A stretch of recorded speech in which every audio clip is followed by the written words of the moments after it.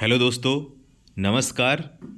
आज हम लोग होने वाले जीआईसी प्रवक्ता इतिहास विषय से संबंधित और उसके बाद 23 सितंबर को जीडीसी मेंस और अन्य में पूछे जाने वाले एक महत्वपूर्ण प्रश्न मराठा साम्राज्य के संदर्भ में मराठों के उदय के कारणों के बारे में पढ़ेंगे।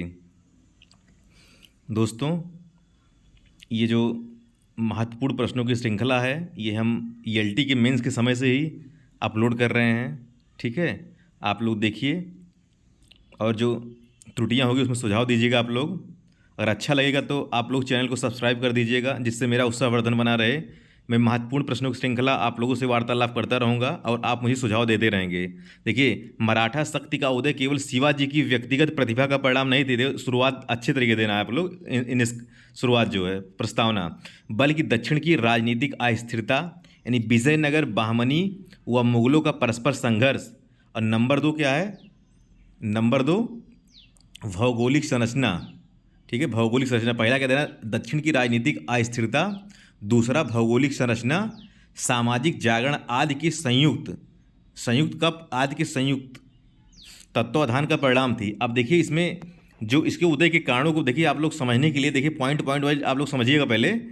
ठीक है, कैसे यही दिमाग में बना रहेगा, क्योंकि वहाँ पर एग्ज़ाम हाल में याद नहीं आता है। आप लोग देखे होंगे एलटी मेंस में 3250 शब्द लिखना था, लेकिन इसमें एक सहूलियत ये है कि 2500 शब्द ही लिखना है, लेकिन पॉइंट टू पॉइंट लिखना है। देखिए समझ लीजिए, उदय के 2 कारण पहले आप लोग समझ लीजिए। एक अप्रत्यक्ष कारण, अप्रत्यक्ष में क्या?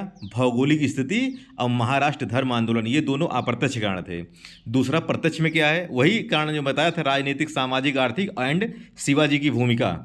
ठीक है, अब देखिए ये देख लीजिए आप लोग, जटिल भौगोलिक परिस्थितियों के कारण प्रकृति ने मराठों को संघर्षशील व परिश्रमी बना दिया। ये कोड याद कर लीजिए आप, मतलब कोड क्या, ये एक पॉइंट याद कर लीजिए, बहुत अच्छा मतलब लिखने के लिए आए कि जटिल भौगोलिक परिस्थितियों के कारण प्रकृति ने मराठों को संघर्षशील व परिश्रमी बना दिया। अब देखिए अप्रत्यक्ष कारण में पहला क्या है? भौगोलिक स्थिति।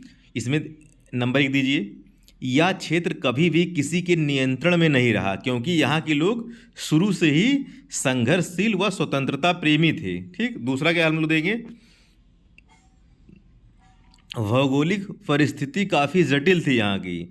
चारों ओर पहाड़ियों से घिरा पठारी भाग था जो कि वृष्टि छाया प्रदेश में स्थित था। ठीक है, नेक्स्ट देखते हैं। अतः ऐसे दुर्गम क्षेत्र में दुश्मन का पहुंचना काफ़ी कठिन था। वहीं दूसरी ओर शिवाजी ने इस जटिल परिस्थिति को अपने अनुकूल बनाया। ठीक है, परिस्थितियाँ देखिए, परिस्थितियाँ जटिल भले थी, लेकिन शिवाजी में इतना संघर्ष, इतना साहस था, उन्होंने इन परिस्थितियों को अपने अनुकूल बनाया। ठीक है, अगले देखते हैं महाराष्ट्र धर्म आंदोलन। इसका कैसे अप्रत्यक्ष रूप से प्रभाव पड़ा मराठों के उदय पर? तो भक्ति परंपरा का विकास हुआ और ज्ञानदेव, तुकाराम, रामदास, नामदेव। देखिए दोस्तों, अगर आप इतिहास में कोई भी प्रश्न लिख रहे हैं तो उसमें साक्ष्यों के साथ ज़रूर लिखिएगा, फैक्ट दीजिएगा, तभी वह आपका उत्तर संपूर्ण होगा और अच्छे नंबर आप लोग अंक अर्जित करेंगे। ठीक है, जैसे हमने दे दिया कि कौन कौन भक्ति परंपरा गुरु थे, तो ज्ञानदेव, तुकाराम, रामदास, नामदेव इत्यादि संतों ने सामाजिक कुरीतियों का विरोध कर एकता को बढ़ावा दिया और मराठी भाषा, संस्कृत एवं लोगों में आत्मगौरव का विकास करके संपूर्ण मराठा क्षेत्र को एकता के सूत्र में पिरोने का प्रयास किया। और दोस्तों, आपका जो लिखते समय शब्द हो वो क्रमबद्ध, व्यवस्थित और ठोस होना चाहिए। ये नहीं कि अस्तरहीन शब्द लिख के चले जाएंगे, नहीं। देखिए जैसे हमने लिखा है कि सामाजिक कुरीतियों का विरोध कर एकता को बढ़ावा दिया और मराठी भाषा, संस्कृत एवं लोगों में आत्मगौरव का विकास करके, ये आपका शब्द जो है एक उच्च कोटि का होना चाहिए। ठीक है, प्रत्यक्ष कारण में क्या है? राजनीतिक कारक क्या है? नंबर 1 विजयनगर व बहमनी का पतन और ये छोटे छोटे राज्यों में बंट गए, अतः मराठों का विरोध स्वतः समाप्त हो गया। ठीक है, और उनको उभरने का मौका मिल गया। दूसरा क्या है? मुगल बहमनी संघर्ष, चूँकि औरंगजेब ने, देखिए यहाँ पर आप लोग दीजिएगा, 1986 में बीजापुर और 1987 में गोलकुंडा का विलय कर लिया। ठीक है, औरंगजेब ने 1986 में बीजापुर और 1987 में गोलकुंडा का विलय कर लिया, अतः शिवाजी के प्रबल विरोधियों का विरोध सदा के लिए समाप्त हो गया और इस तरह शिवाजी को उचित समय व परिस्थिति मिल गई अपने साम्राज्य को विकसित करने की। नेक्स्ट है, थर्ड है, मराठे अहमदनगर, बहमनी और मुगलों को के यहाँ प्रशासन का अनुभव ले चुके थे, क्योंकि यहाँ पर ये प्रशासन में अपनी सेवा दे चुके थे। अतः इस अनुभव का बेहतर प्रयोग करके अपने साम्राज्य को सुदृढ़ किया। ठीक, नेक्स्ट हम लोग देते हैं सामाजिक कारक में।